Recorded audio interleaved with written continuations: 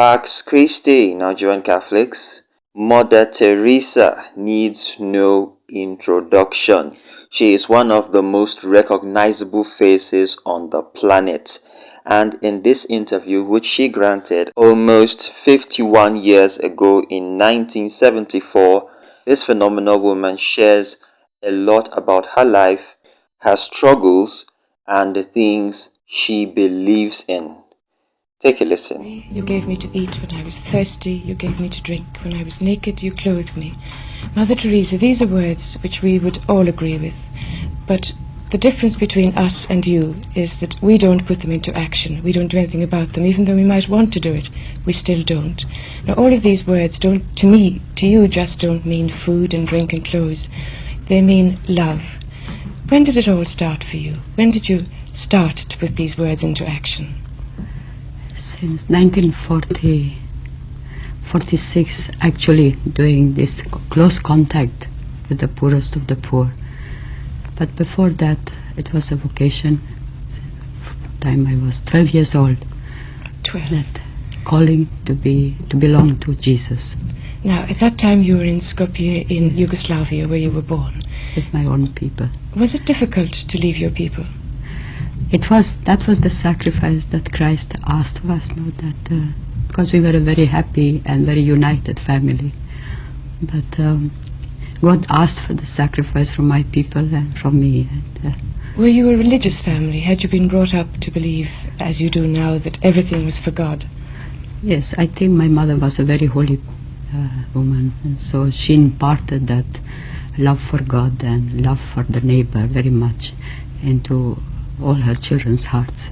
Now, when you got the calling and when you realized that you had to give up everything, what did you do then? How did you go about it? I mean, 12 was very young. Well, I didn't leave home till I was 18. And then I got in contact with some of our missionaries in India.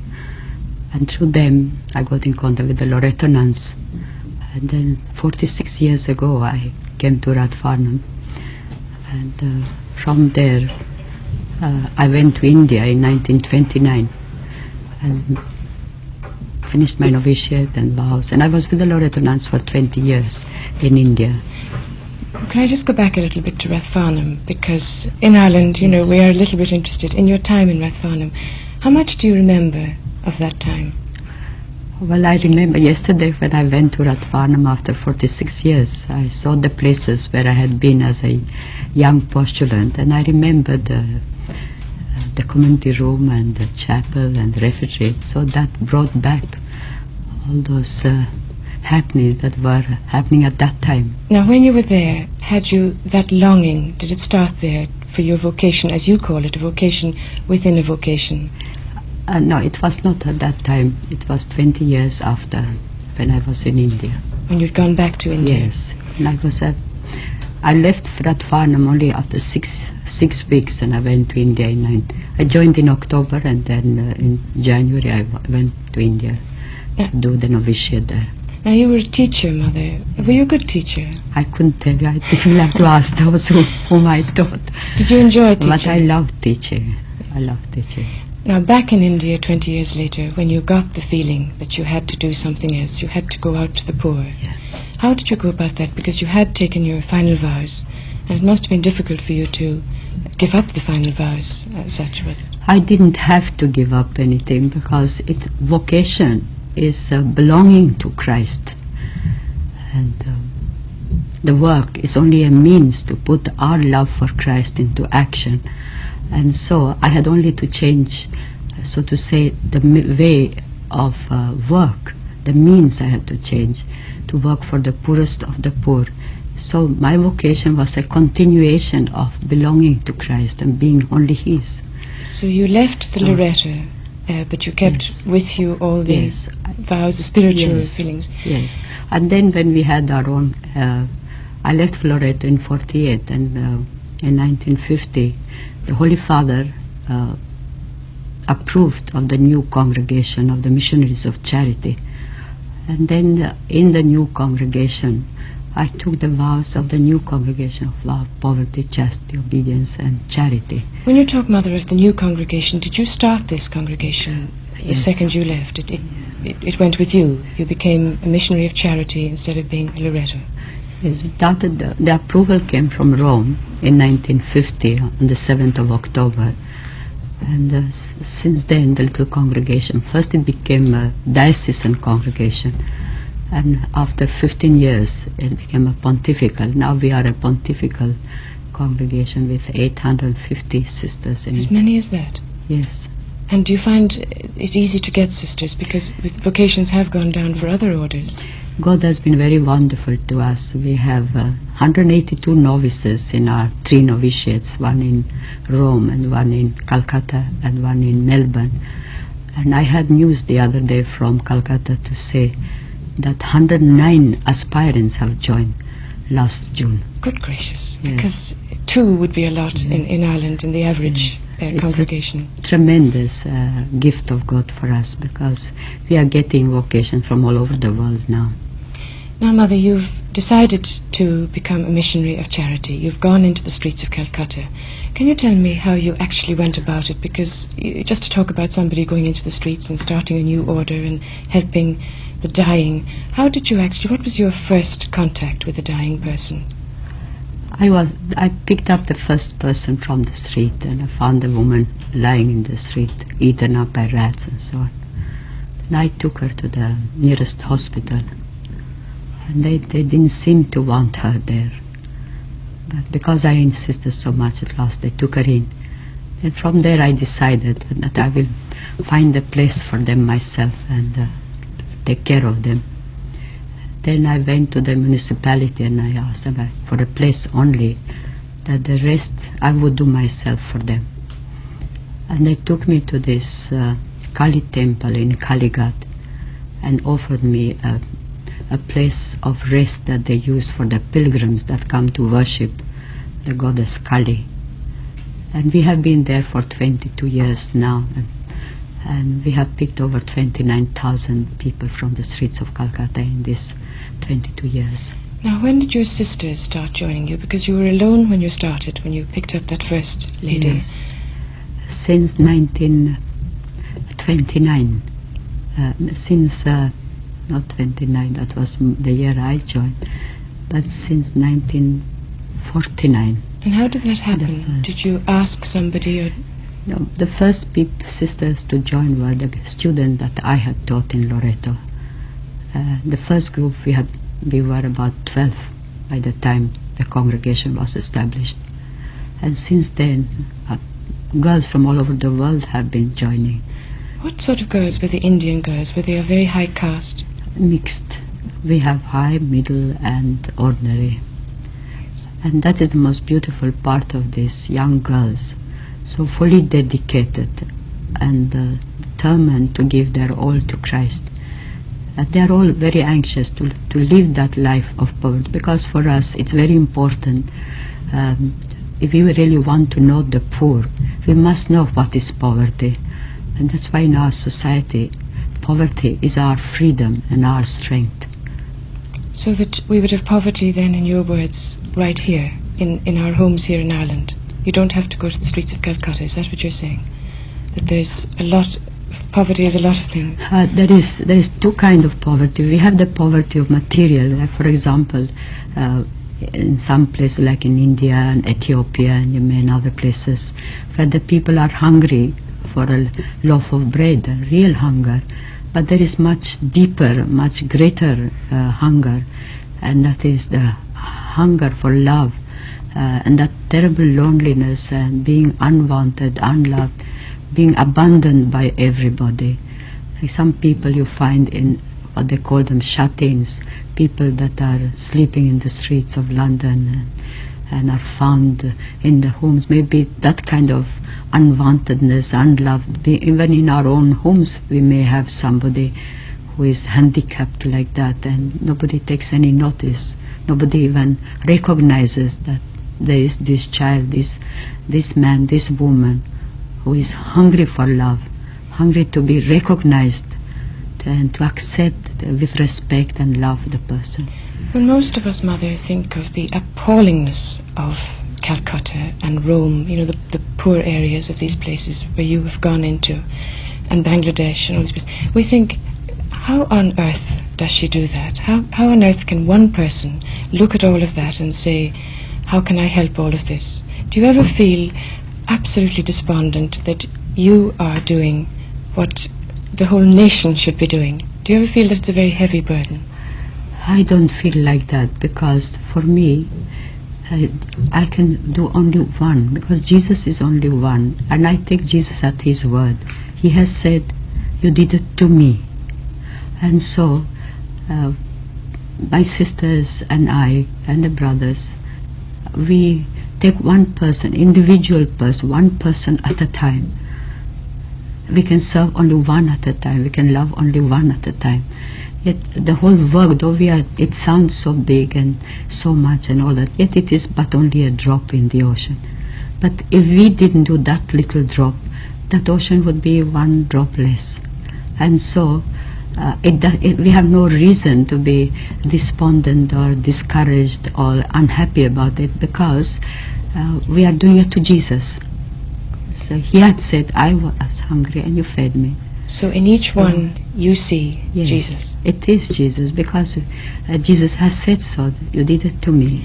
And that's why the poor more and more become the hope of salvation for mankind, because we are going to be judged on what we have done to them, what we have been to them, how we have accepted them.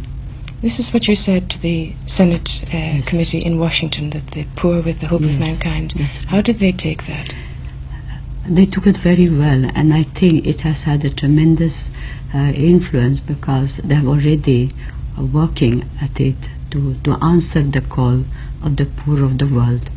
Because I feel if the world today turns its back to the poor, I think they are turning their back to Christ. You talked, Mother, a few moments ago about the thousands that you have taken into your home in Calcutta. Now, Calcutta is a very large place and the poor are very many. How many do you turn away? How many have you not got room for? I don't know. Up to now, we have never had to turn anybody away. Never. Because there's one more bed, one more plate of rice, one more blanket to cover. How is that? Well, I don't know. Again, we take God at his word, because we depend solely on divine providence that comes through to us through the love of the people. And so he has taken care, and he has shown such thoughtfulness and such kindness for our people in small details. And so we have no reason but to accept what he has said, that we are more important to him than the birds of the air and the flowers of the garden. There are a lot of people, Mother, particularly in America, we'll say, where you've had just visited and talked to the Washington Committee, who have a lot of money and who probably have very good intentions, but who would never in a million years do what you're doing, or indeed part with any of that money willingly. How do you get through to that type of person? By giving them a chance to do works of love, Such as? to help somebody in their own family first, and then next door neighbor, to find the poor around them.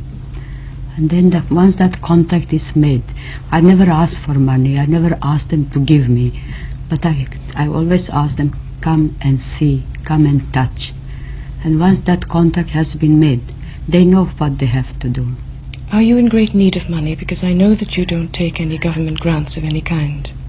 I have never been in need, but I accept, I never refuse what people give, and I accept whatever.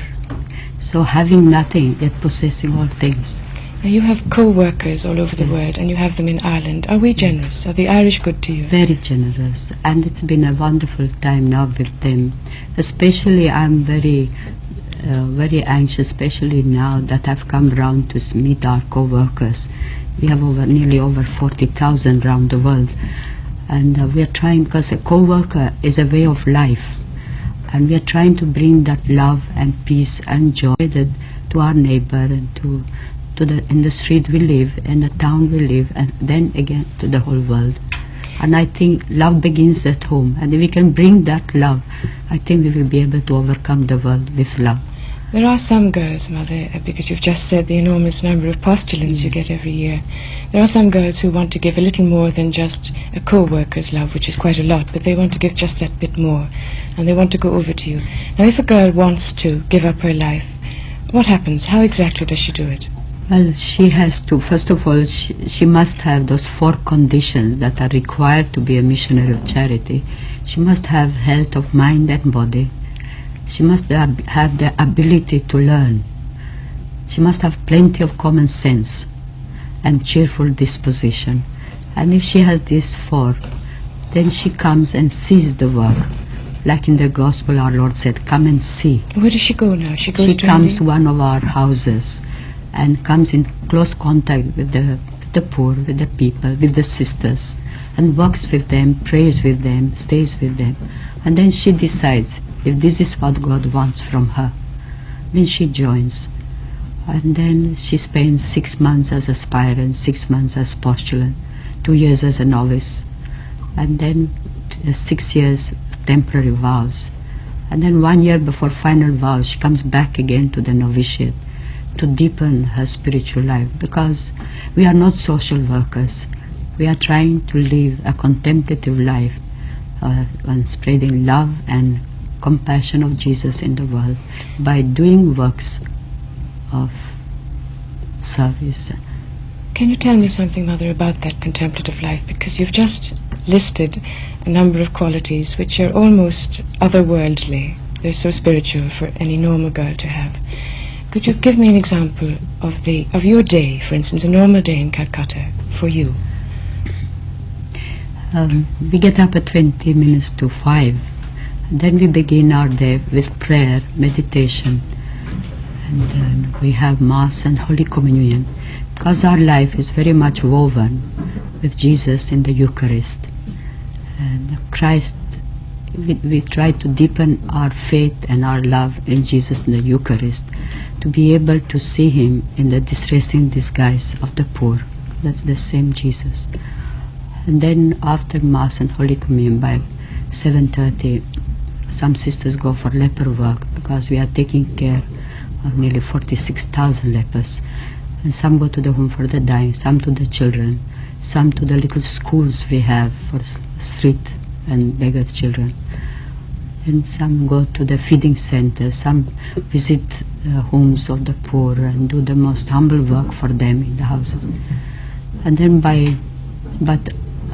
on our way going to and coming back, we pray the rosary in the street, so that we keep on prayer life, because only the work is the fruit of our union with God. And so we come home, and after lunch we have again examination of conscience, Stations of the Cross, and we say the Divine Office. And then we have spiritual reading.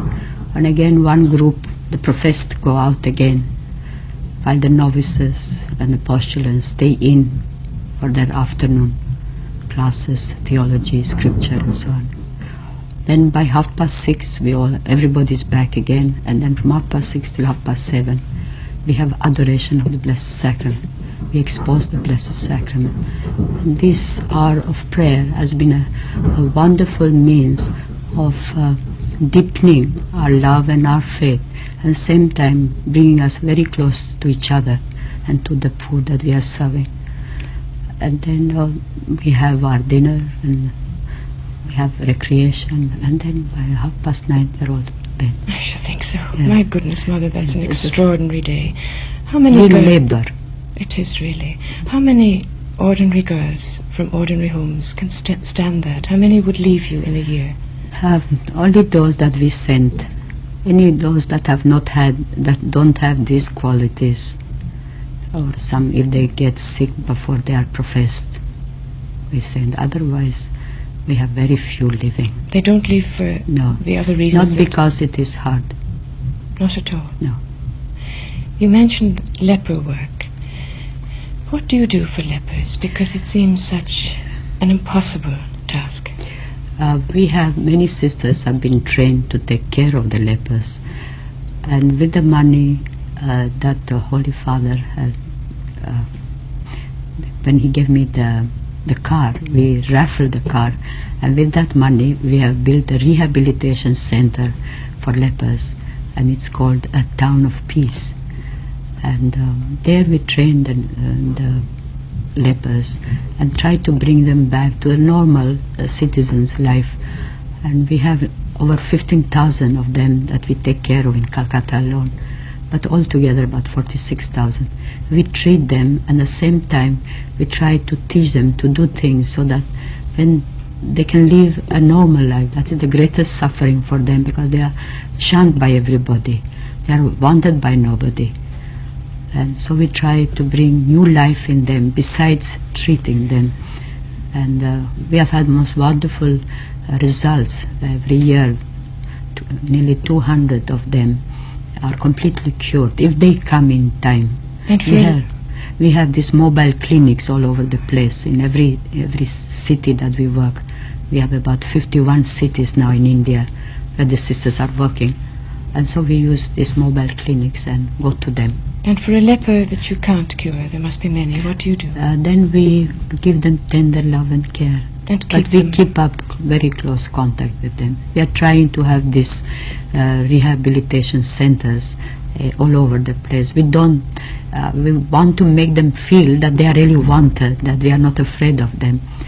And so to try to segregate them without them realizing that they are being segregated. Now, to ask you this question Yes. seems almost ridiculous, but if I were to ask someone else, how on earth do you touch the lepers? Do you go near them? Are you ever personally frightened? Ever?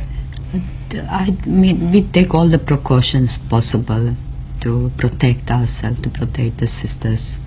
And then once they are properly trained how to take care of them, there is a very little possibility of getting infected. But we must be ready, if it is God's will that someday some sisters will get it. We must be ready to accept that as part of the gift of God. Now, throughout the years, Mother, you've been receiving all the awards that could possibly be given to a single person doing work for religious, in the name of religion. You've been awarded the Nehru Award, the Templeton Award, Pope John's Peace Award. What do you feel about that? I only accept because they have to use one person, but I accept it in the name of because the work is not my work. It is the work of us all, and you and me, because it is His work. And so whatever people give, it is actually His, because I am nobody in the picture. I'm only a recipient, I'm an instrument. And so when these things come, actually, like Nehru Award, we are using all that money to give artificial legs and eyes and things like that, and pacemakers for the heart and heart operations for our poor people. They would not be able to afford. So we are using that money for that. And the Templeton Award has been used to build homes for the dying all over the world. The Templeton one was the British one. That's right. Which Prince Philip awarded. That's right. And that's brought so much happiness in so many places, in so many countries. And so this is carried through. Now, right through history, all the great saints, like Teresa of Avila would come immediately to mind, had great doubts about their faith. They had great moments of absolute darkness when they wondered if there was a God at all. Have you ever had that darkness? We all have to go through it. Yes. But that is the chance, that is the time when we have to take greater grip and accept it as a sign of purification of greater love. That's the cross at that time. When you say we have to take great grip, what exactly do you do when you have a moment of darkness? Cling to Christ, because He is the only answer. And how do you cling to Christ if you have had a moment of darkness and you doubt His very existence? Blind faith. And you've always had that faith? Yes. What do you say to people who come to you who say that they have no faith? They admire what you're doing because naturally their hearts go out to the poor and the sick and the dying, but they just couldn't do what you're doing because there is no Christ for them. I don't believe that there is any human being who doesn't believe in God, unless they are mental. Even though they say but they don't. Deep down in their heart there must be that faith that there is God. Only it's maybe either it is covered or they are, as you say, in darkness and they can't see. And they have not got that complete attachment to God. They don't know Him sufficiently maybe, but that they have faith deep down in their hearts. What is not to love about Mother Teresa? There is so much to learn from her. There is so much we can glean from her experiences, not just as a Christian and as a Catholic, but particularly as a missionary. Thank you so much for watching. Please continue to pray for yourselves, pray for your priests, pray for all our missionaries wherever they are found, and we'll talk to you soon. By the way, we'll continue this conversation subsequently. There's more to learn, obviously, from the life of Mother Teresa. Thank you so much for watching. Talk to you soon.